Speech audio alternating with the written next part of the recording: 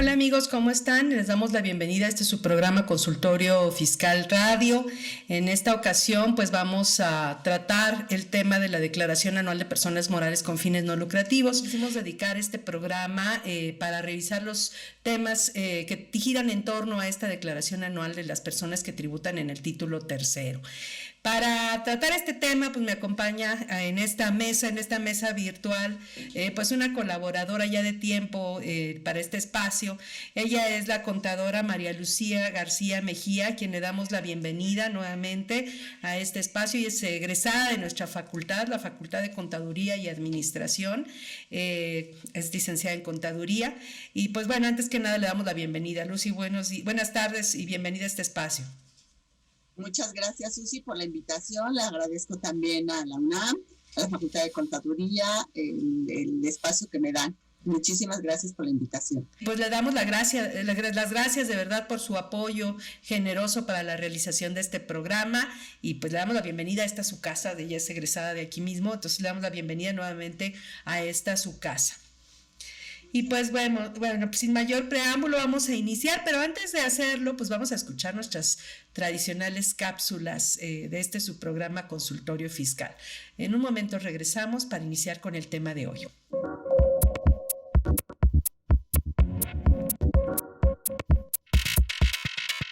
Info Fiscal.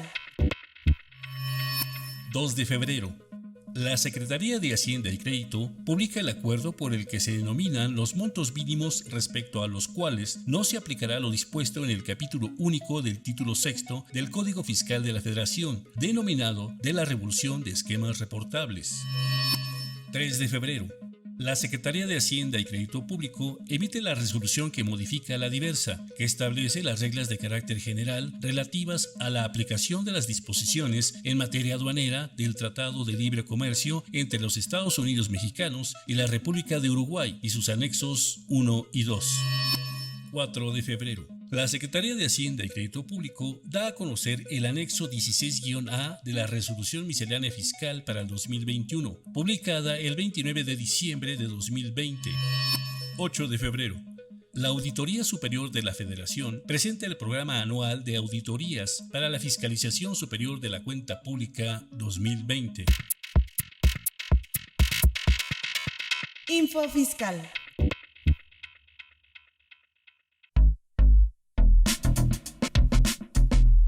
¿Sabes si lo que te dicen es verdad?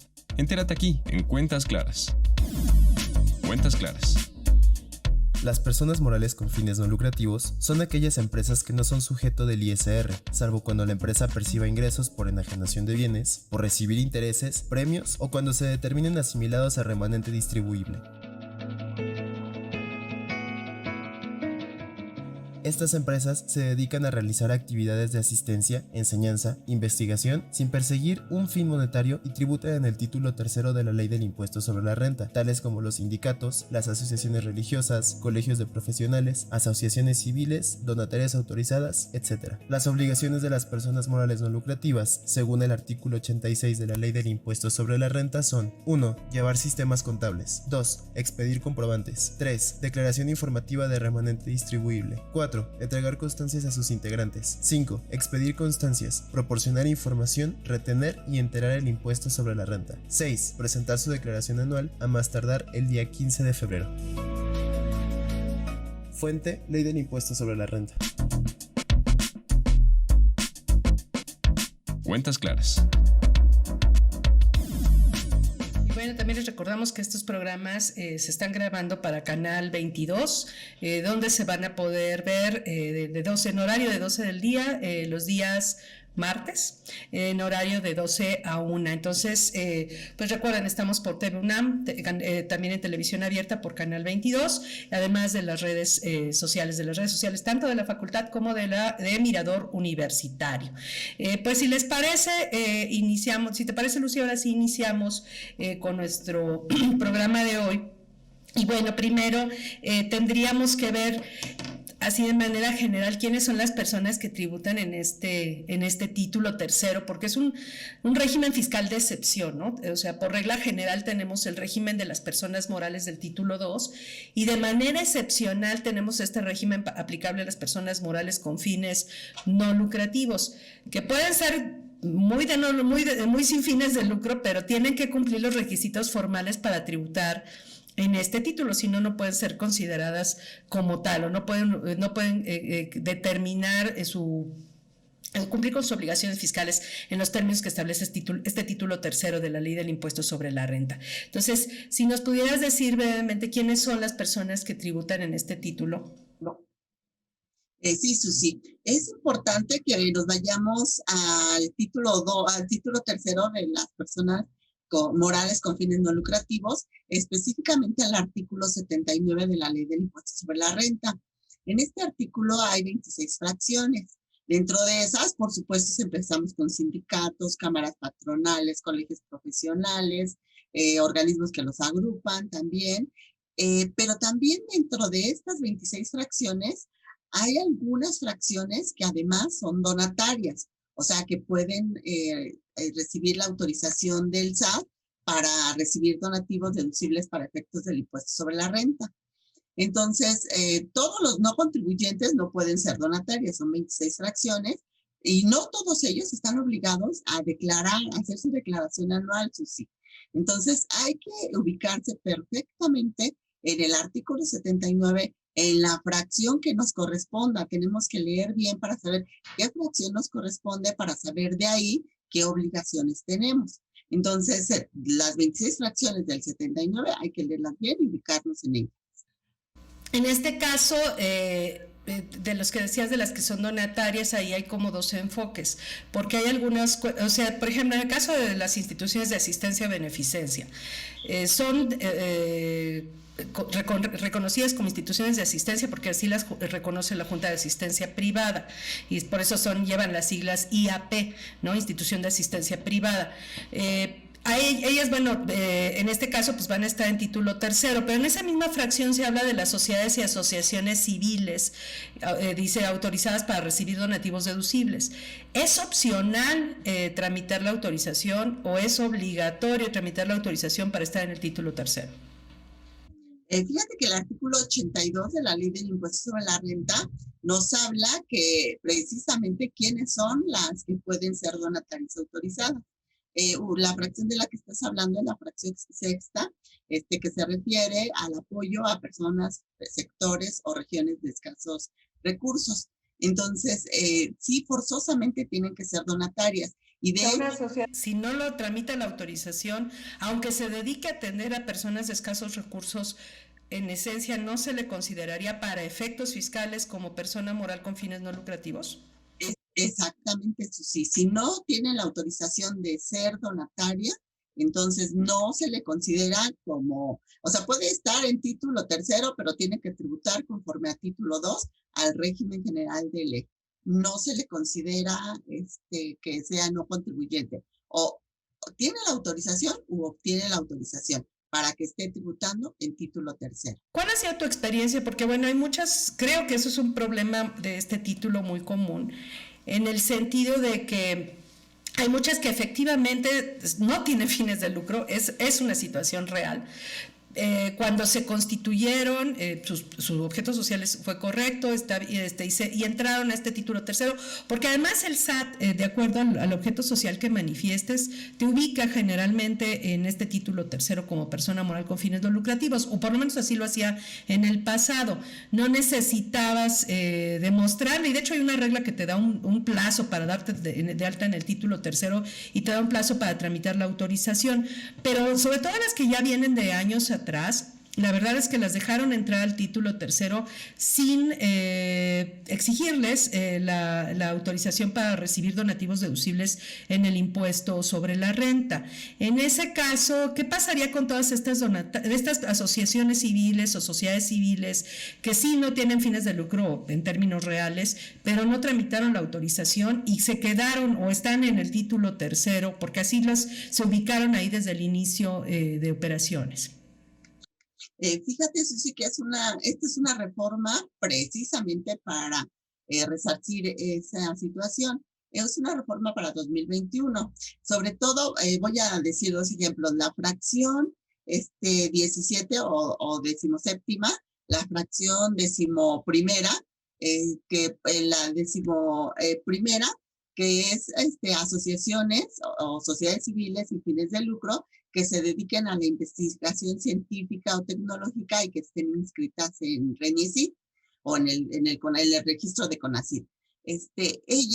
Una de las reformas es que sí deben de ser donatarias autorizadas. La otra fracción a la que me referí es las que otorguen becas. Entonces, una de las reformas para 21 es que forzosamente tienen que solicitar la autorización para ser donatarios si tienen 6 meses. Estos primeros 6 meses del año tienen el tiempo para tramitar su autorización de donataria. Si no la consiguen, entonces van a tener que tributar como régimen general de ley, es decir, todos sus ingresos y todos los donativos que recibieron se van a considerar ingresos acumulables. Pero esto sería, digamos, de las que este año, que son 4, si no mal recuerdo, de las que este año agregan a la lista de las que tienen que tramitar la autorización para recibir donativos deducibles en el ISR, que efectivamente son las que otorgan becas, las que se dedican a las cuestiones de investigación científica o tecnológica, las que se dedican a la reproducción de especies en peligro de extinción y conservación de su hábitat, y hay otra más, si no mal recuerdo, ¿no? Pero bueno, la 19 y la 20. La 19 y la 20 se refiere a todo lo de la flora y la fauna terrestre, acuática y toda.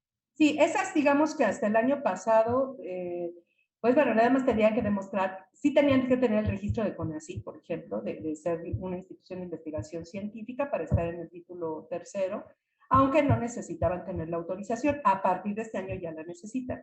Pero hay a mí me ha tocado encontrar instituciones que se dedican a cuestiones asistenciales y que nunca tramitaron la autorización, siendo un requisito para tributar en este título, nunca tramitaron la autorización y así han estado declarando en el título tercero durante años. Estoy hablando de personas que ya vienen de hace muchos años y creo que no soy la única, porque platicando de este tema con otra amiga mutua que también se dedica a este ramo, pues me decía lo mismo. Dice, es que yo he llegado a instituciones asistenciales, incluso multinacionales, que en México no tienen la autorización, nunca han tramitado la autorización para recibir donativos deducibles y han permanecido en ese título tercero.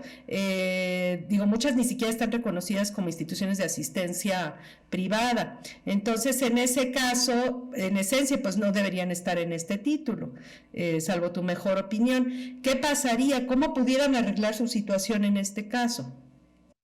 Fíjate que de hecho ha sido desde siempre, porque hay algunas fracciones en las que específicamente te dice que debes de solicitar la autorización para recibir donativos para efectos de impuestos sobre la renta. En este caso, Susi, yo también me he encontrado a este tipo de personas que no tienen la autorización y les he dicho que están tributando mal. Ellas, si no tienen la autorización, no deberían estar tributando en título 2, sino en título tercero. Y lo que hemos hecho es inmediatamente tramitar su autorización para corregir esta pues, anomalía, ¿no?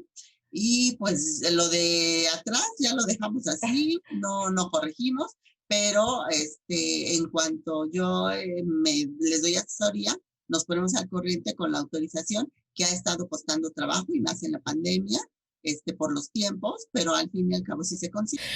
Sí, efectivamente, pero sí, quedan obviamente en inseguridad jurídica respecto a los años anteriores, ¿no? A partir de que obtienen la autorización se corrigen, pero respecto a los años anteriores, pues sí queda esa duda, ¿no? En este caso. Ahora, en este caso, qué bueno que tocas el tema de la pandemia. Por ejemplo, en el caso de las que apenas en 2021 las obligan a tramitar su autorización, las que señalamos, ¿realmente es suficiente el plazo de 6 meses que les están dando para tramitar la autorización ahorita en los tiempos de la pandemia, con la restricción en la cuestión de movilidad? Fíjate que no es suficiente, Susi, porque sí se están tardando de 6 a 1 año, de 6 meses a 1 año en dar la autorización. El SAT, supuestamente ellos tienen en sus registros que tardan 3 meses, pero en la realidad, en la práctica, no es cierto. sí se están tardando de 6 meses hasta más de un año en dar la autorización. Entonces, aprovechando que soy miembro de la Asociación Mexicana de Contadores Públicos y también parte de los síndicos, voy a promover entre los síndicos que solicitemos más plazo, porque pues no, 6 meses es muy poco. Deberían de haber dado cuando menos todo el año. Así es. En este caso, mira, tenemos varias personas que nos están siguiendo por Facebook. Estamos con Raúl Martínez Aguilar, Luis Villeda nos manda saludos, Bel Salek, Lupita Temblador Alejandra, una exalumna mía, le mando un saludo, Juan Francisco Ruelas, Adriana Almaraz, actualmente está de oyente conmigo, Brenda Mesa, Hugo Abarca, Nay Yen, que también fue, todos son muchos exalumnos, amigos, etcétera, Beatriz Cruz Ramales, y Pati Chaparro nos pregunta, ¿cuál es el tratamiento contable de los donativos en especie? Por ejemplo, si un asilo recibe fruta y verdura, y si el donante entrega notas de remisión o tickets, ¿hay algún problema si se entrega dicho recibo deducible y se soporta con esos tickets? De hecho, sí, si se tiene, forzosamente, se tiene que entregar el donativo en especie. Acuérdense que el reglamento del Código Fiscal debe de llevar una leyenda, conforme al reglamento de Código Fiscal, debe de llevar una leyenda. Pero, ¿cuál es el tratamiento específico? Vámonos también a las normas de información financiera, que recuerden que no solamente la serie de las NIF, la serie E, es la que aplica a los no contribuyentes, específicamente aplica a los no contribuyentes, pero por ejemplo para estados financieros tenemos que irnos a la NIF A5, perdón, tenemos que irnos a muchas NIF, no nada más aplica la serie E. Bueno, entonces dentro de estas normas de información financiera dice que debemos de registrar los donativos en especie. ¿Cómo se contabilizan realmente? Cargo a donante específico, el que lo done, y abono a los ingresos en especie, por supuesto. Y esto nos ocasiona que nosotros debamos de tener un valor aproximado de ese donativo, porque si no, no lo vamos a poder contabilizar. Aunque no pongamos el donativo en el recibo de donativo, no insertemos el importe en el rubro del importe, no importa. O sea, tenemos que ponerlo en el concepto con un valor donativo en especie de verduras, frutas, con valor aproximado de 1,000 pesos, vamos a ponerlo. Entonces, es cargo a donante y abono a ingresos por 1,000 pesos. Donativos en especie, ingresos por donativos en especie. ¿Donante qué tipo de cuenta sería? El cargo al donante central de abastos, vamos a ponerle, ¿no? Por decirlo de manera general. Cargo a donante, abono a ingresos por donativa en especie. Y después se hace otro asiento conforme a las normas de información financiera. Cargo a gastos, entonces allí como que estás, digamos, matando el ingreso por donativos en especie con ese gastos, y abono a donante. ¿Y gastos qué? Pues gastos de verduras, de frutas, de todo lo que le donó, y abono al donante, y con eso también estás neteando el cargo y el abono al donante. Así es como se maneja. Ahora, en este caso, para el donante, si fue una compra y ya lo dedujo, por ejemplo, vamos a suponer que se trate de un puesto de verduras, una persona que compra y vende verduras y que de alguna manera estas verduras, si bien no están caducas, pues ya no las puede vender tan fácilmente, a lo mejor tienen algún día de retraso y pueden realizar un convenio con donatarias autorizadas para regalarles todos estas verduras, por ejemplo, que no están utilizando porque ya no las van a poder vender, y eso les permite deducir esa partida a ellos, si es que para ellos fuera parte de su costo. Siendo una persona moral, pues ya no podrían deducirlo vía costo porque ya no los vendieron, y entonces como ya perdieron valor, pues en lugar de destruirlos pueden hacer este convenio con donatarias para poder efectuar su deducción en lugar de la destrucción autorizada de mercancías. Pero ¿qué pasaría si fuera, por ejemplo, una persona física que compra y vende verduras, que para ella la deducción es la compra, no el costo? En ese caso, ya dedujo esas verduras cuando las compró y ahora las da en donativo. ¿No podría caber la posibilidad de que se duplicara la deducción o existe alguna restricción en materia de comprobantes para que se evite esta duplicidad en la deducción? Ajá, por eso es que comentaba que hay una leyenda en los donativos en especie especialmente, en donde dice que cuando este donativo haya sido deducido con anterioridad, no es deducible. Por lo tanto, con esa leyenda del recibo de donativo, inserta esa leyenda en ese recibo de donativo, pues entonces ya no hay manera de hacerla deducible 2 veces, porque ya la hizo la primera vez esta persona física cuando compró las frutas y verduras. Pero tendríamos que tener esa información, ¿no? Porque no sabemos, o sea, depende de quién sea el que nos regale de alguna forma y a qué se dedique, ¿no? De alguna forma, ¿no? Pero con esa leyenda como que ya se subsana ese hecho, porque el donante va a leerla y va a decir, bueno, ya la deduje, ya no puedo deducir este donativo que estoy dando. Así es.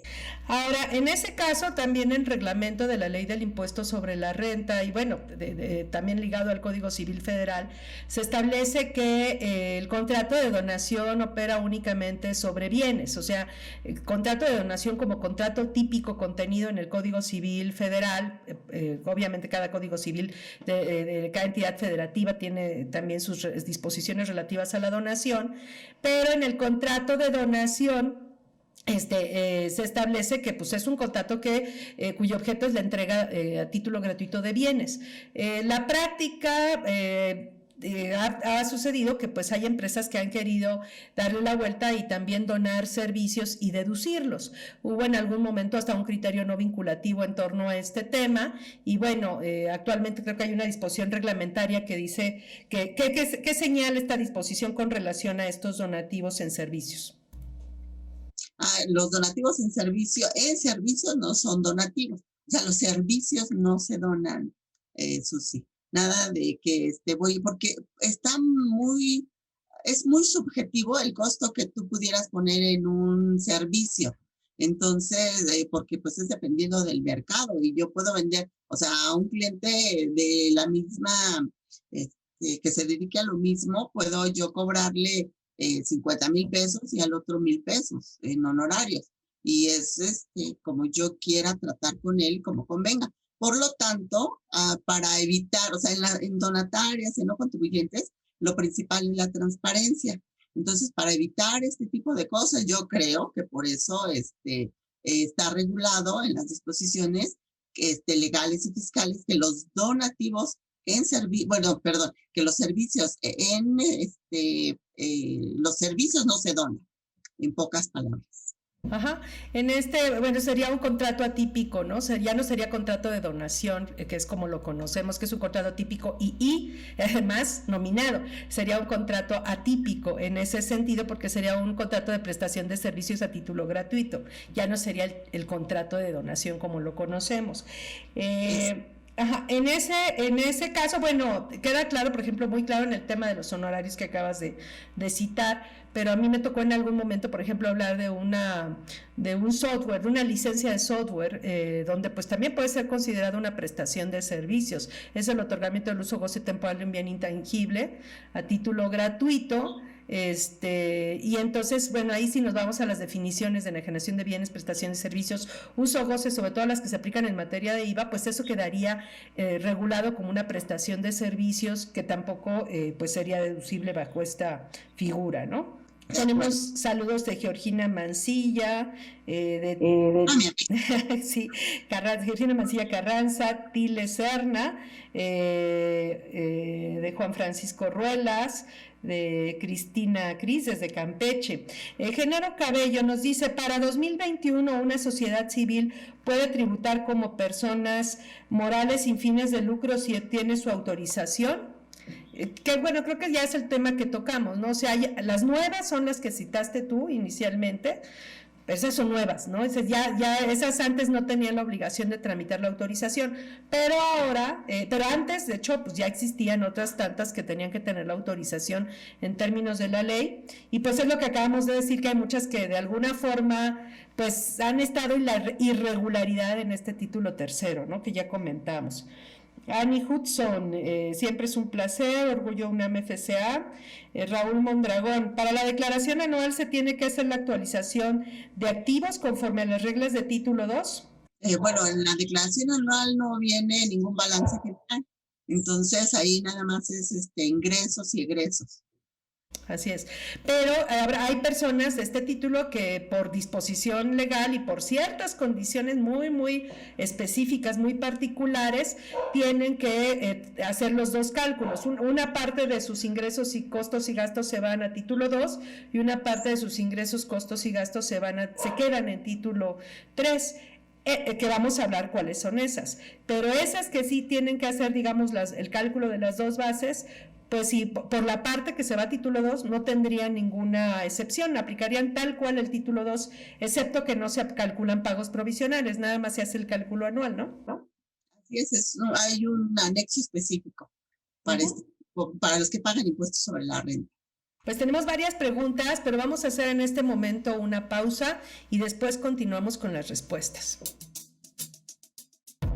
En sus distintas ediciones, la revista Consultorio Fiscal presenta interesantes artículos escritos por connotados especialistas que revisan y analizan temas de corte fiscal, jurídico, laboral y de prevención de lavado de dinero. Igualmente se presentan las principales disposiciones del Diario Oficial de la Federación. Suscripciones a través de la tienda electrónica publishing.fca.unam.mx o en la revista electrónica consultoriofiscal.unam.mx.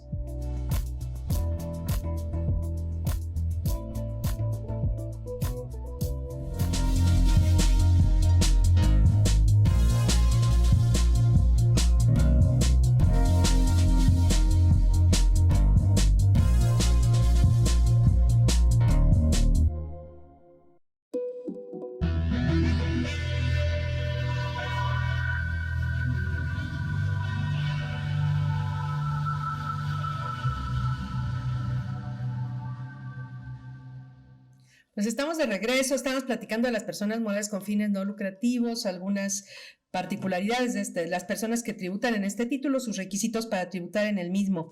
Dice Genaro Cabello, ¿cuál sería la diferencia entre una AC o una SC sin fines de lucro? Pues nada más el régimen, Susi. La sociedad civil se supone que persigue fines, pues también económicos, fines de lucros y económicos. Y la asociación civil definitivamente no persigue fines de lucro. Sin embargo, cualquiera de las dos podría tributar en este título si la ley lo permite, y si lo permite para ambas figuras, siempre y cuando se dediquen a lo que dice la ley y tramiten la autorización, ¿no? Para recibir donativos deducibles, ¿no? Exacto. Algunas, no todas. Así es. Precisamente nos pregunta Ángeles Rodríguez, ¿qué pasa con una AC no lucrativa de un condominio? Pues nada, está dentro del régimen de los no contribuyentes en el artículo 79. Ahí está especificado que el régimen en condominio de los no contribuyentes, y bueno, pues hay que especificar, hay que ver el artículo 86 en la fracción tercera y en la fracción quinta, uno de los párrafos de la fracción quinta, para saber si tiene que presentar declaración anual o no. Así es. Ellos tributan en la fracción 18ª del artículo 79 y son dos tipos de asociaciones, las asociaciones civiles de colonos y las asociaciones civiles que se dediquen a la administración de un inmueble de propiedad en condominio. A diferencia de las que se dedican a cuestiones asistenciales, de investigación, de protección de flora y fauna, las ecológicas, museos, bibliotecas, artísticas, etcétera, a diferencia de todas estas asociaciones civiles de colonos o de condóminos no tienen que tramitar la autorización para recibir donativos deducibles. O sea, hay una lista que sí y hay una lista que no, hablando de estas personas morales, ¿no? Váyanse al artículo 82 y ahí están las que sí pueden ser donatarias y deben obligatoriamente tramitar la autorización de donatarias. Y el 79 y el 82, ¿no? Bueno, luego dice, precisamente para que no haya ninguna duda, Darryl Rosas nos dice, estoy entendiendo que solo pueden tributar las donatarias en título tercero. No. las donatarias tributan en título tercero, pero si no eres donataria y estás dentro de unas fracciones, por ejemplo, la sexta para apoyos a personas, regiones o de escasos recursos, entonces, y no tienes la autorización, tienes que tributar en título 2. Así es, digamos que dentro de la lista que no tienen que hacer el trámite de donatarias son sindicatos y organismos que los agrupen, asociaciones patronales, las cámaras y organizaciones, los colegios y los organismos que los agrupen, lo de los distritos de riego, las cooperativas de consumo, las cooperativas de las organizaciones que agrupen a cooperativas de productores o de consumidores, las de fondos de mutualistas y de fondos de aseguramiento agropecuario o rural, las que administran fondos o cajas de ahorro, las de padres de familia, las de derechos de autor, las políticas o religiosas, las de colonos o condóminos, las CIEFORES, los partidos políticos y la Federación de Estados Municipios, organismos descentralizados y asociaciones deportivas reconocidas por la CONADE. Todas esas que acabo de decir no tienen que tener autorización para recibir donativos deducibles y aunque quieran, si no están en la lista, además del 82, tampoco podrían hacer el trámite. Y las otras que quedan, que es otra lista que también viene dentro del artículo 79, pues esas forzosamente cuando lo marca la ley tienen que tramitar la autorización y solo lo van a poder hacer porque están además, no nada más en el 79, sino también en el 82. Así es, así es. Luego dice Marisol, en una donación en especie, tratándose de un inmueble totalmente depreciado, ¿el CFDI del donativo debe ser expedido en ceros? Bueno, dependiendo de quién lo venda o quién lo done, porque el CFDI pues lo da el notario, porque el notario es el que va a hacer todo el trámite, ¿no? Para eso es cuando es una persona física, ¿no? Quien regala, digamos, el inmueble. Ajá. Así es. Entonces, dependiendo de quién lo haga, viene el CFDI. Y recuerden que aunque esté totalmente depreciado, o sea, tú puedes vender un carro de el 2000 que será 12, que ya está totalmente depreciado, y de todas maneras lo tienes que vender a valor de mercado. Entonces, este bien inmueble tiene que ser a valor de mercado. Y se tienen que pagar, en su caso, los impuestos que correspondan. Ahora, si son IAP, pues generalmente estos impuestos se condonan.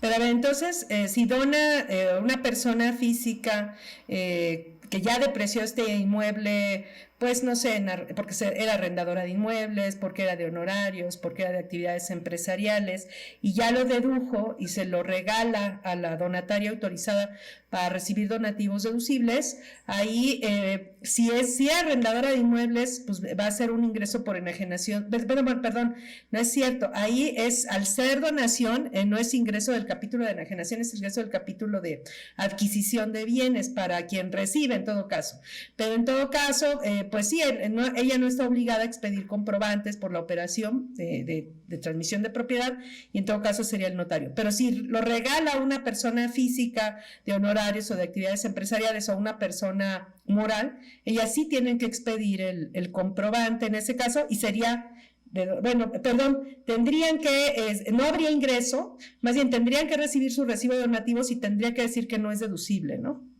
Así es. Por el valor de mercado del bien, pero sin ser deducible. Saludos de Jezabel Reyes Pacheco, de Patti Chaparro, dice, ¿quiere la cuenta de donantes para cargar los donativos en especie? ¿Es una cuenta de activo circulante? Sí. Adriana Almaraz, para presentar la declaración se utiliza el DIM. ¿El qué? El DIM, el de declaración informal. IVA múltiple, pues ya es nada más cargas la declaración y es formato 21. Es el formato de declaraciones, es la misma entrada de personas morales, nada más que es el formato 21, ¿no? Así, pero en personas morales tienes que meterte a sin fines de lucro. Bueno, tenemos, dice José Luis Sánchez Oropesa, ¿se puede concluir que el futuro de las personas morales con fines no lucrativos es convertirse en donatarias autorizadas y bloquear una posible evasión fiscal a través de ellas? No entendí totalmente su pregunta. Vuelvo a repetir, vuelvo a leer. Dice, ¿se puede concluir que el futuro de las personas morales con fines no lucrativos es convertirse en donatarias autorizadas y bloquear una posible evasión fiscal a través de ellas? Sí, todas las donatarias tienen muchísimas restricciones. Entonces, precisamente las que marca el artículo 82, que deben de ser donatarias, que son 7 fracciones, más la octava, que son las de que otorgan becas. Entonces, estas 7 fracciones forzosamente tienen que ser donatarias. Ahora, las donatarias tienen muchas obligaciones, tienen muchas restricciones, y todo eso es porque deben de ser totalmente transparentes. Ahora, muchas donatarias, algunas personas han usado a las donatarias como evasores fiscales, por eso es que les ponen tantas limitantes. Entonces, sí, finalmente la conclusión es de que Hacienda lo que no quiere es que estas figuras sean evasoras, sino estas figuras se utilicen realmente para lo que son, para suplir, sustituir o ayudar al gobierno a hacer su labor. Su labor social, efectivamente. Y bueno, aquí José Luis agregamos que hay varios que no tienen que ser donatarias para estar en el título tercero y ya las mencionamos con anterioridad. Hay una lista de las que son sociedades o asociaciones civiles que tienen que tramitar la autorización, y hay otra lista donde, dependiendo del objeto y la forma en que se constituyeron, no tienen que tramitar nada. Genaro Cabello, ¿hay alguna regla o disposición que facilite reducir gastos, incluso inversiones, por los que no se puede obtener un CFDI, sea por conceptos o bien por montos o incluso por giro de las personas morales sin fines de lucro? Ahorita vamos a tocar ese tema porque ahí hubo una reforma de ley. Annie Hudson, ¿cuáles son los asientos contables fiscales cuando una institución de gobierno da donaciones en especie a una asociación civil? Ya los que mencioné. Uh-huh. Y bueno, es más, o sea, no importa que sea gobierno o quien sea, ¿no? Sí, así es. Andara Anda dice, en un condominio, la administración certificada por el gobierno de la Ciudad de México cobra sus honorarios y efectúa diversos pagos por concepto de servicios como herreros, plomerías, etc. Al entregar cuentas a los condóminos del uso de las cuotas aportadas, no entrega ni recibo de sus propios honorarios por sus servicios, ni por los servicios que paga. ¿Es correcto esto? No, sí debería de entregar todos los comprobantes. O sea, los no contribuyentes, a pesar de llamarse así, no contribuyentes de impuesto sobre la renta, tienen obligación, hay que ir al artículo 86, que son de otras obligaciones, tienen la obligación de requerir todos los FDIs que deben de expedirse. Aquí, bueno, de hecho, el reglamento de la ley del impuesto sobre la renta y el reglamento de la ley del impuesto al valor agregado establece que los condóminos pueden deducir los gastos que se paguen con sus cuotas. O sea, de hecho, aquí digamos que si la persona que administra el inmueble está cobrando por administrar sus honorarios, pues esos desde luego que sí son ingresos de esa sociedad o asociación civil, sin ninguna excepción, tiene que emitir un CFDI tipo ingresos para amparar esta operación. Pero lo que no es dinero de ella, que es el dinero que recibe de las cuotas, ese dinero es de los condóminos y se utiliza para cubrir los gastos de mantenimiento y reparación de las áreas comunes del condominio. Entonces, lo que marcan tanto el reglamento de la ley del IVA como de la ley del impuesto sobre la renta es que el uso que se haga de ese dinero, pues que va a ser para pagarle al jardinero, para comprar pintura, escobas, lo que quieran, cámaras de vigilancia, etcétera, pago de policías, etcétera.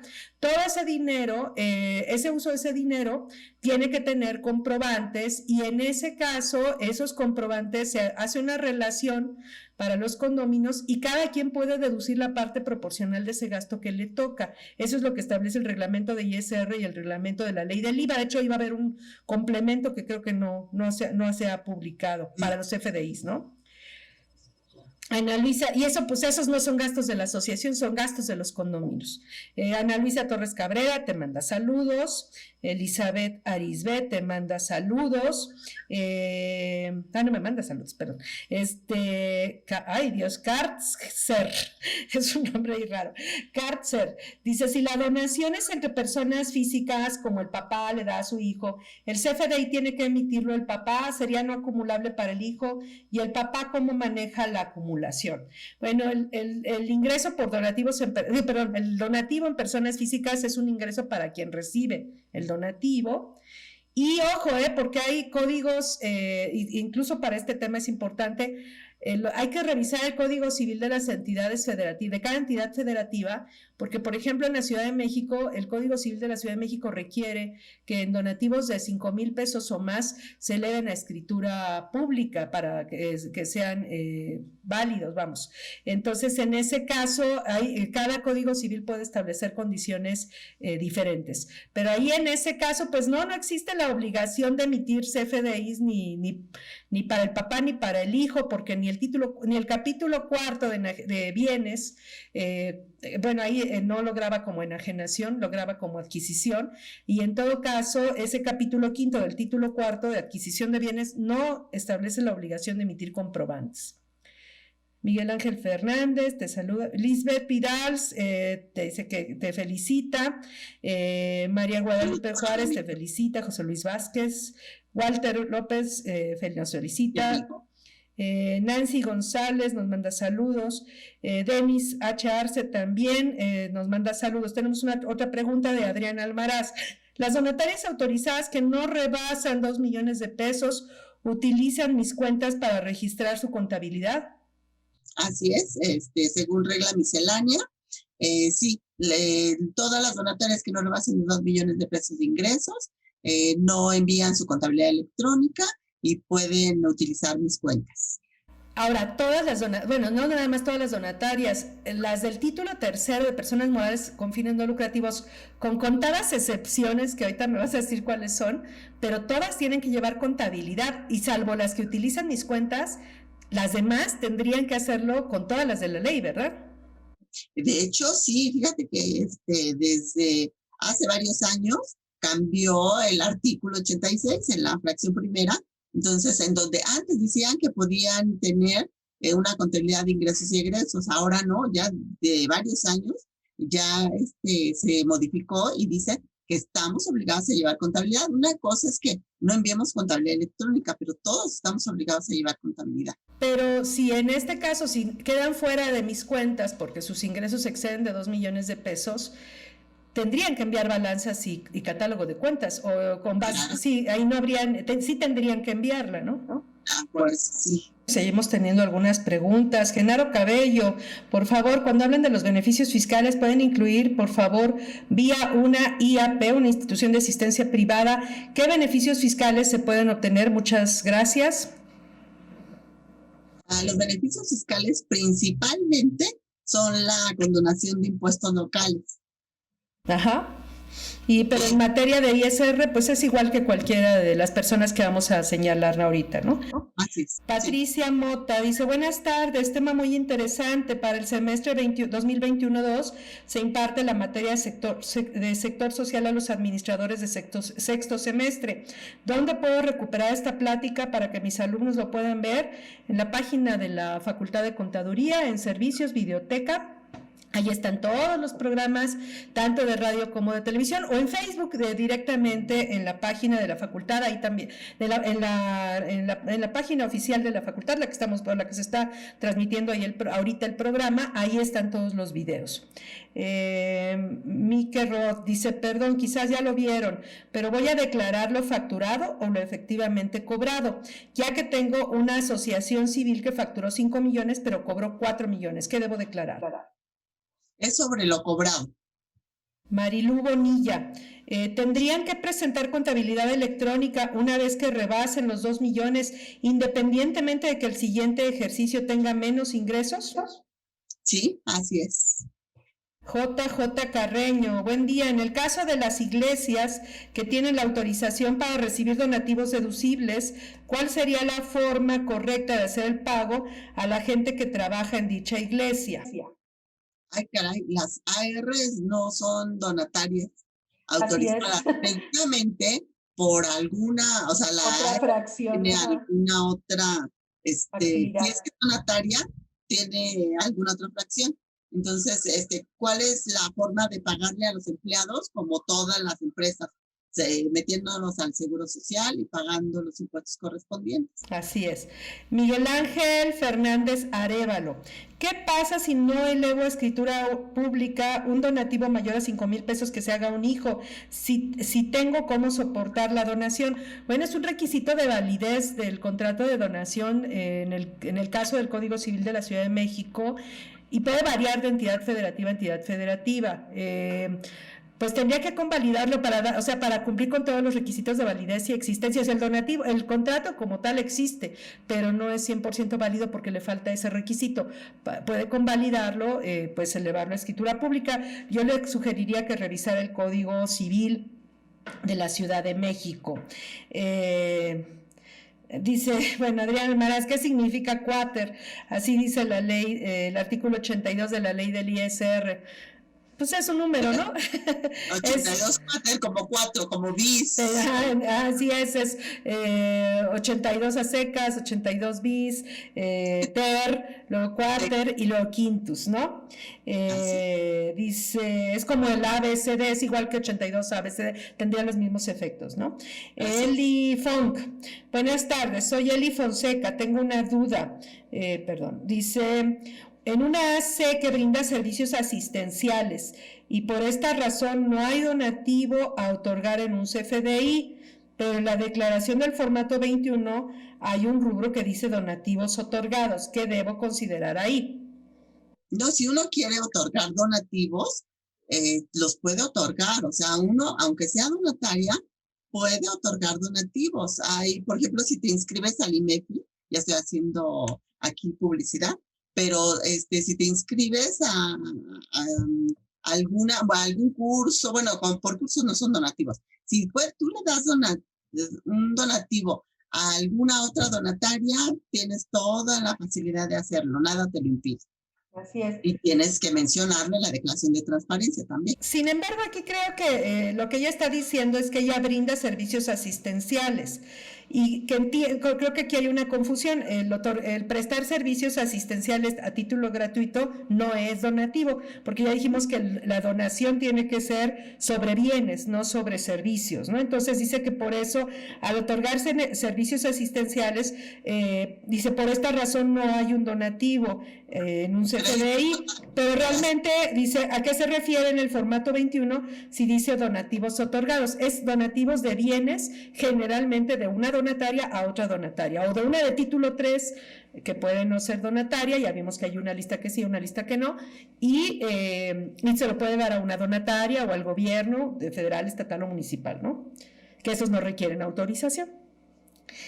Patricia Mota nos da las gracias y bueno, creo que son todas las preguntas que tenemos hasta ahorita, que bueno, todavía no empezamos en realidad.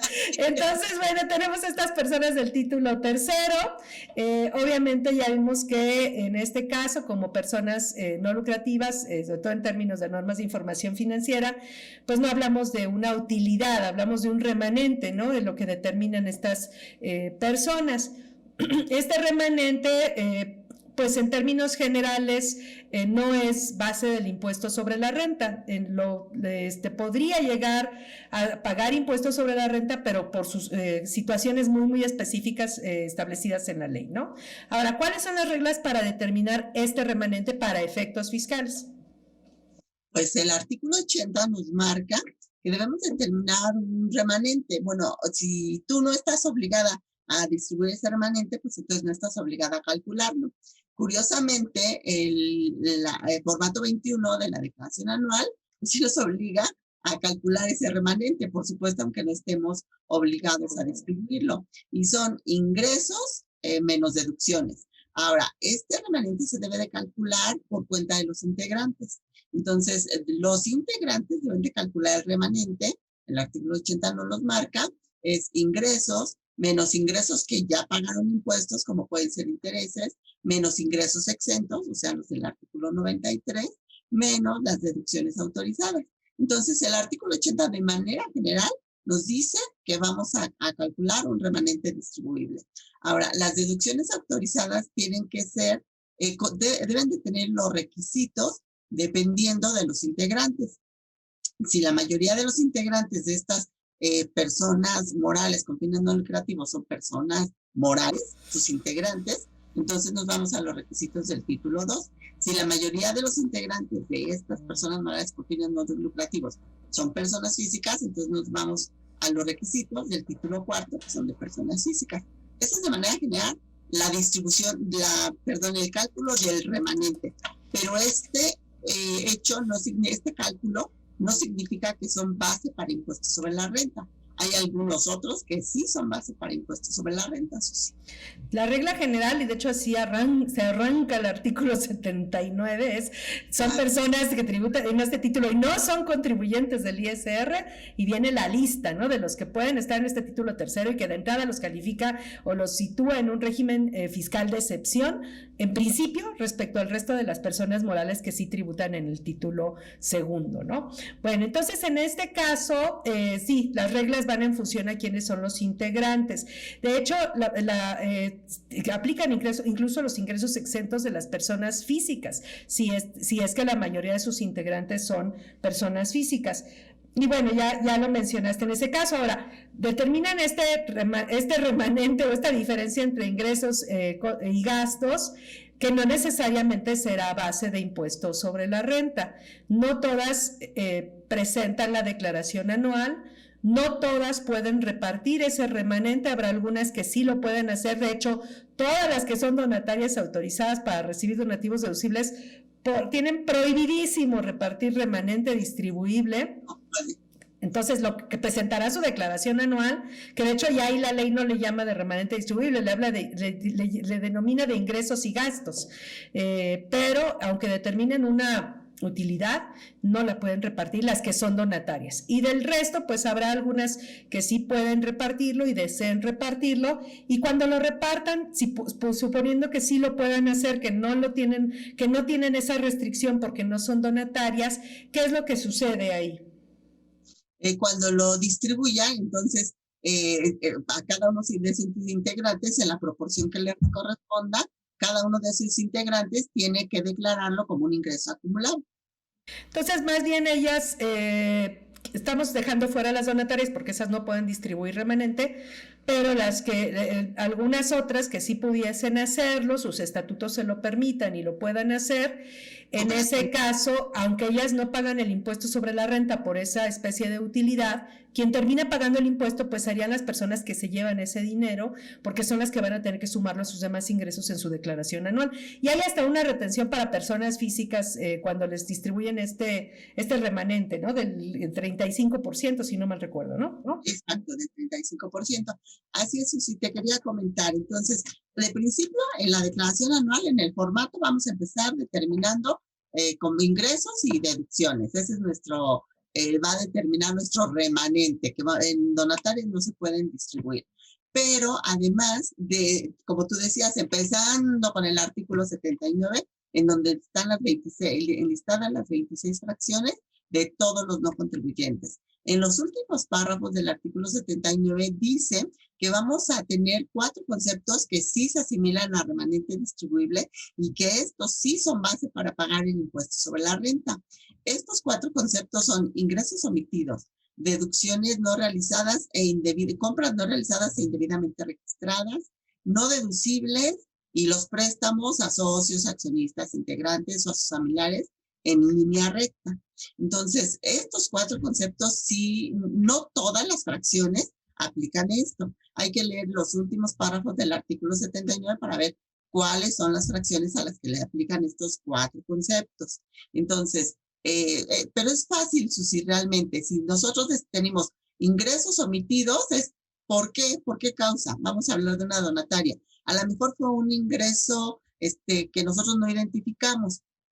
Por lo tanto, si no lo identificamos, pues hay que hacer un donativo de público en general, o en su caso, si no estamos seguros que fue un donativo, pues una cuota de recuperación, facturarla,